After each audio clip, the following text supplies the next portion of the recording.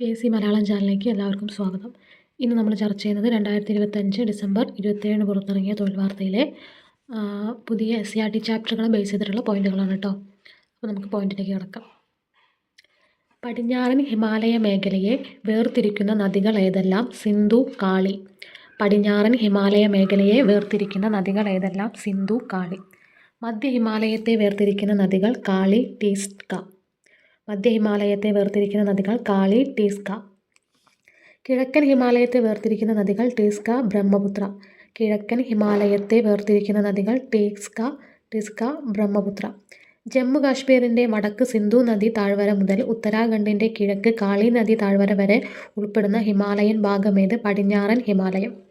ജമ്മു കാശ്മീരിൻ്റെ വടക്ക് സിന്ധു നദി താഴ്വര മുതൽ ഉത്തരാഖണ്ഡിൻ്റെ കിഴക്ക് കാളി നദി താഴ്വര വരെ ഉൾപ്പെടുന്ന ഹിമാലയൻ ഭാഗമേത്? പടിഞ്ഞാറൻ ഹിമാലയം. ഏത് നദിയുടെ പോഷക നദിയാണ് കാളി നദി? ഘാഘര നദിയുടെ കേട്ടോ. ഏത് നദിയുടെ പോഷക നദിയാണ് കാളി നദി? ഘാഘര നദിയുടെ. പടിഞ്ഞാറൻ ഹിമാലയത്തിൻ്റെ 3 മേഖലകൾ ഏതെല്ലാം? കാശ്മീർ ഹിമാലയം, ഹിമാചൽ ഹിമാലയം, ഉത്തരാഖണ്ഡ് ഹിമാലയം. പടിഞ്ഞാറൻ ഹിമാലയത്തിൻ്റെ 3 മേഖലകൾ ഏതെല്ലാം? കാശ്മീർ ഹിമാലയം, ഹിമാചൽ ഹിമാലയം, ഉത്തരാഖണ്ഡ് ഹിമാലയം. ജമ്മു കാശ്മീർ, ലഡാക്ക് പ്രദേശങ്ങളിൽ വ്യാപിച്ചു കിടക്കുന്ന ഹിമാലയൻ മേഖല ഏത്? കാശ്മീർ ഹിമാലയം. ജമ്മു കാശ്മീർ, ലഡാക്ക് പ്രദേശങ്ങളിൽ വ്യാപിച്ചു കിടക്കുന്ന ഹിമാലയൻ മേഖല ഏത്? കാശ്മീർ ഹിമാലയം. കാശ്മീർ ഹിമാലയത്തിൻ്റെ ഏകദേശ വിസ്തൃതി എത്ര? 3.5 ലക്ഷം ചതുരശ്ര കിലോമീറ്റർ. കാശ്മീർ ഹിമാലയത്തിൻ്റെ ഏകദേശ വിസ്തൃതി എത്ര? 3.5 ലക്ഷം ചതുരശ്ര കിലോമീറ്റർ. കാശ്മീർ ഹിമാലയത്തിന് ഏകദേശം എത്ര നീളവും വീതിയുമുണ്ട്? 700 കിലോമീറ്റർ നീളവും 500 കിലോമീറ്റർ വീതിയും. കാശ്മീർ ഹിമാലയത്തിന് ഏകദേശം എത്ര നീളവും വീതിയുമുണ്ട്? 700 കിലോമീറ്റർ നീളവും 500 കിലോമീറ്റർ വീതിയും.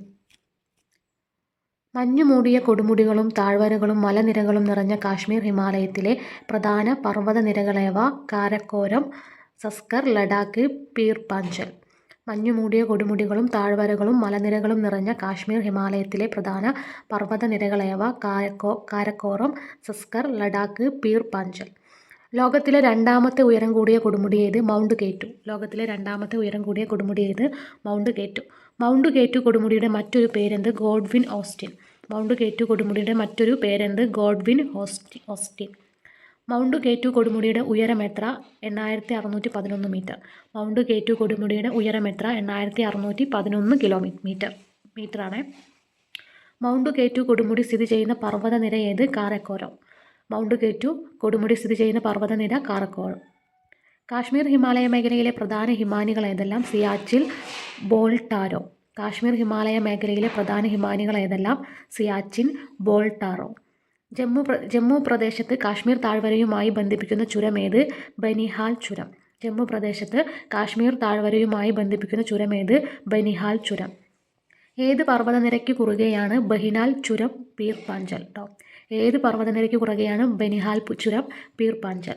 ലോകത്തിലെ ഏറ്റവും ഉയരത്തിൽ സ്ഥിതി ചെയ്യുന്ന യുദ്ധഭൂമി എന്നറിയപ്പെടുന്ന ഹിമാനി ഏത്? സിയാച്ചിൻ ഹിമാനി. ലോകത്തിലെ ഏറ്റവും ഉയരത്തിൽ സ്ഥിതി ചെയ്യുന്ന യുദ്ധഭൂമി എന്നറിയപ്പെടുന്ന ഹിമാനി ഏത്? സിയാച്ചിൻ ഹിമാനി. സിന്ധു നദിയിലും അതിൻ്റെ പോഷക നദികളായ രവി, ഥലം, ചിനാബ് തുടങ്ങിയവയിലും വർഷം മുഴുവൻ സമൃദ്ധമായ നീരൊഴുക്ക് സാധ്യമാക്കുന്നതെന്ത്? ഹിമാനികൾ. സിന്ധു നദിയിലും അതിൻ്റെ പോഷക നദികളായ രവി, ഥലം, ചിനാബ് തുടങ്ങിയവയിലും വർഷം മുഴുവൻ സമൃദ്ധമായ നീരൊഴുക്ക് സാധ്യമാക്കുന്നതെന്ത്? ഹിമാനികൾ. ശുദ്ധജല തടാകങ്ങൾ ധാരാളമുള്ള കാശ്മീർ ഹിമാലയത്തിലെ പ്രധാന തടാകമേത്? ദാൽ. ശുദ്ധജല തടാകങ്ങൾ ധാരാളമുള്ള കാശ്മീർ ഹിമാലയത്തിലെ പ്രധാന തടാകമേത്? ദാൽ. ഏത് തടാകത്തിൻ്റെ കരയിലാണ് ശ്രീനഗർ പട്ടണം സ്ഥിതി ചെയ്യുന്നത്? ദാൽ തടാകം. ഏത് തടാകത്തിൻ്റെ കരയിലാണ് ശ്രീനഗർ പട്ടണം സ്ഥിതി ചെയ്യുന്നത്? ദാൽ തടാകം. ഷികാര തോണികൾക്കും ഫ്ലോട്ടിംഗ് മാർക്കറ്റുകൾക്കും പ്രസിദ്ധമായ കാശ്മീരിലെ തടാകമേത്? ദാൽ തടാകം.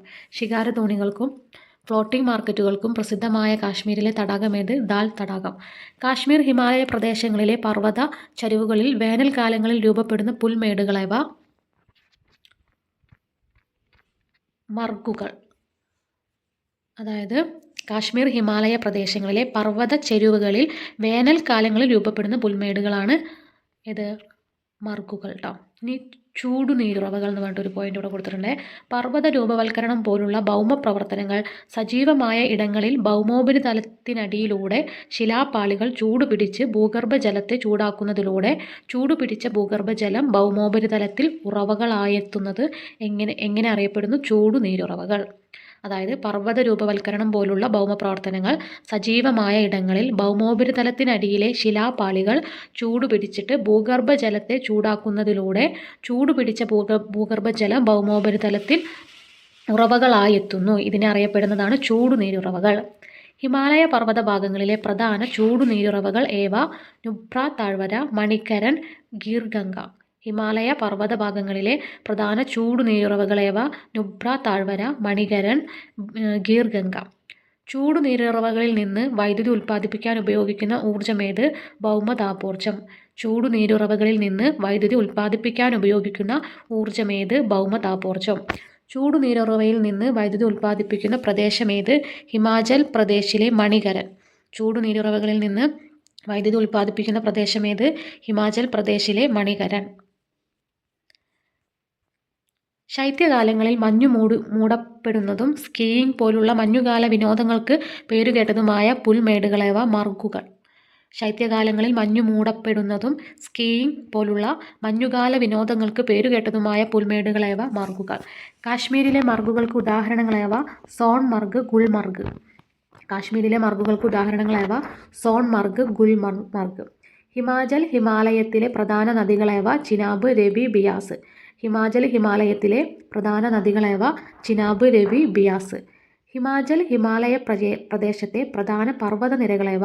ധൗളാധർ, പീർ പാഞ്ചം. ഹിമാലയ പ്രദേശത്തെ പ്രധാന പർവ്വത നിരകളേവ? ധൗളാധർ, പീർ പാഞ്ചം. ഹിമാലയത്തിലെ ശുദ്ധജല തടാകങ്ങൾക്ക് ഉദാഹരണങ്ങളേവ? ചന്ദ്രതാൽ, സൂരജ് താൽ. ഹിമാലയത്തിലെ ശുദ്ധജല തടാകങ്ങൾക്ക് ഉദാഹരണങ്ങളേവ? ചന്ദ്രതാൽ, സൂരജ് താൽ. ഹിമാലയത്തിലെ പ്രധാന ചുരങ്ങളേവ? ബാരാലച്ച ചുരം, റോഹ്താങ് ചുരം. ഹിമാലയത്തിലെ പ്രധാന ചുരങ്ങളേവ?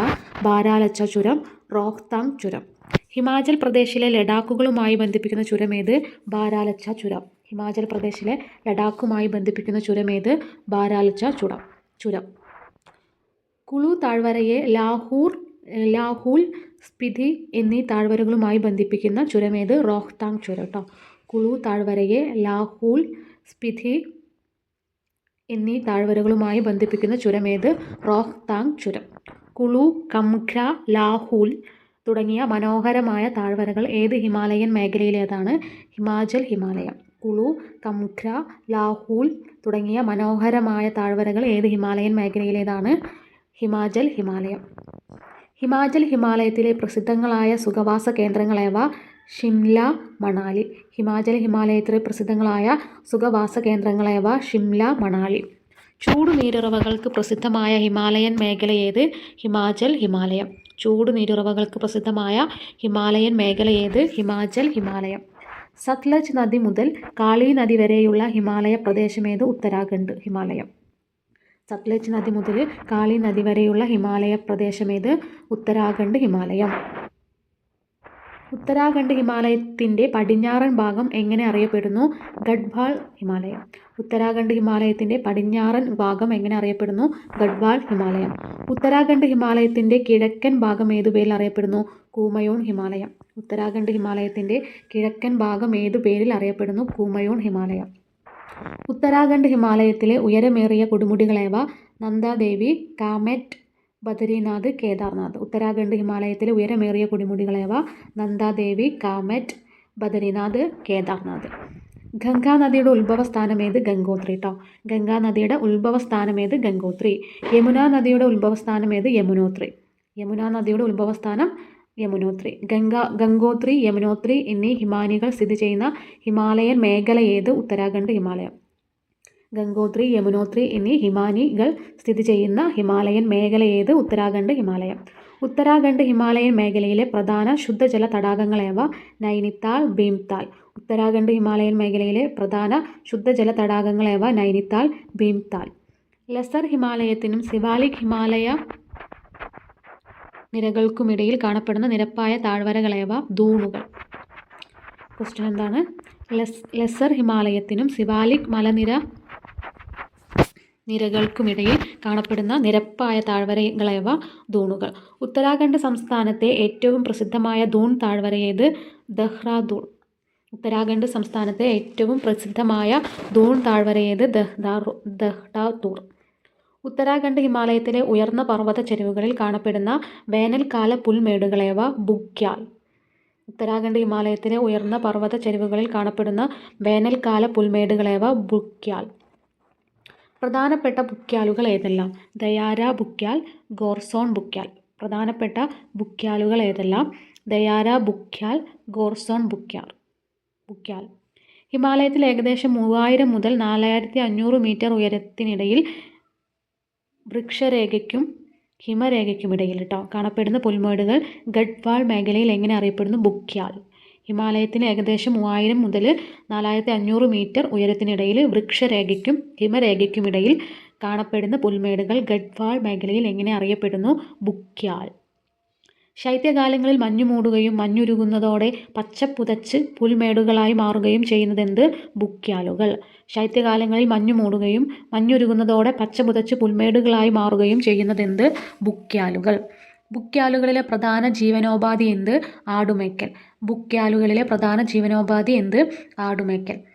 വളർത്തുമൃഗങ്ങളോടൊപ്പം താഴ്വാരങ്ങളിലേക്കും തിരികെ പർവ്വതങ്ങളിലെ പുൽമേടുകളിലേക്കുമുള്ള ഇടയന്മാരുടെ കാലിക ദേശാടനം ഏതു പേരിൽ അറിയപ്പെടുന്നു? Trans humans.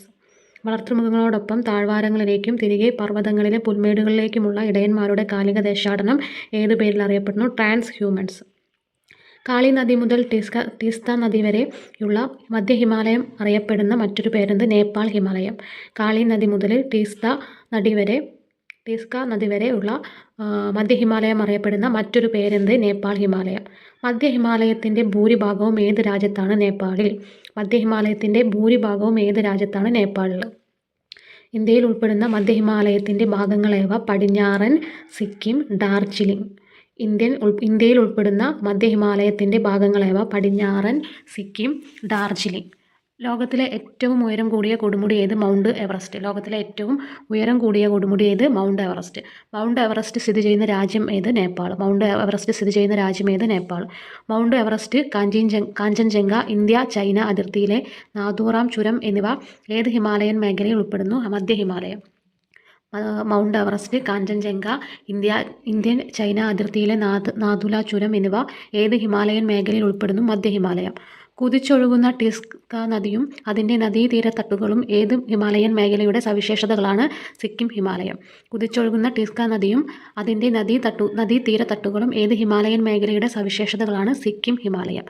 സിക്കിം ഹിമാലയത്തിൻ്റെ ഭൂമിശാസ്ത്രപരമായ അനുകൂല സാഹചര്യങ്ങൾ തിരിച്ചറിഞ്ഞ് ഇവിടങ്ങളിൽ തേയില കൃഷി ആരംഭിച്ചതാര്? ബ്രിട്ടീഷുകാർ. സിക്കിം ഹിമാലയത്തിൻ്റെ ഭൂമിശാസ്ത്രപരമായ അനുകൂല സാഹചര്യങ്ങൾ തിരിച്ചറിഞ്ഞ് ഇവിടങ്ങളിൽ തേയില കൃഷി ആരംഭിച്ചതാര്? ബ്രിട്ടീഷുകാർ. അന്താരാഷ്ട്ര തലത്തിൽ ഏറെ പ്രസിദ്ധമായ ഹിമാലയൻ തേയില ഏത്? ഡാർജിലിംഗ് തേയില. അന്താരാഷ്ട്ര തലത്തിൽ ഏറെ പ്രസിദ്ധമായ ഹിമാലയൻ തേയില ഏത്? ഡാർജിലിംഗ് തേയില. അപ്പോൾ ഇത്രയും പോയിന്റുകളാണ് ഇന്നത്തെ വീഡിയോയിൽ നമ്മൾ ഉൾപ്പെടുത്തിയിട്ടുള്ളത്. അപ്പോൾ നിങ്ങൾക്ക് വീഡിയോ ഇഷ്ടപ്പെട്ടാൽ ലൈക്ക് ചെയ്യുക, ഷെയർ ചെയ്യുക, സബ്സ്ക്രൈബ് ചെയ്യുക. മാത്രമല്ല നിങ്ങളുടെ അഭിപ്രായങ്ങൾ നിർദ്ദേശങ്ങളും കമൻറ്റിലൂടെ അറിയിക്കാം. താങ്ക്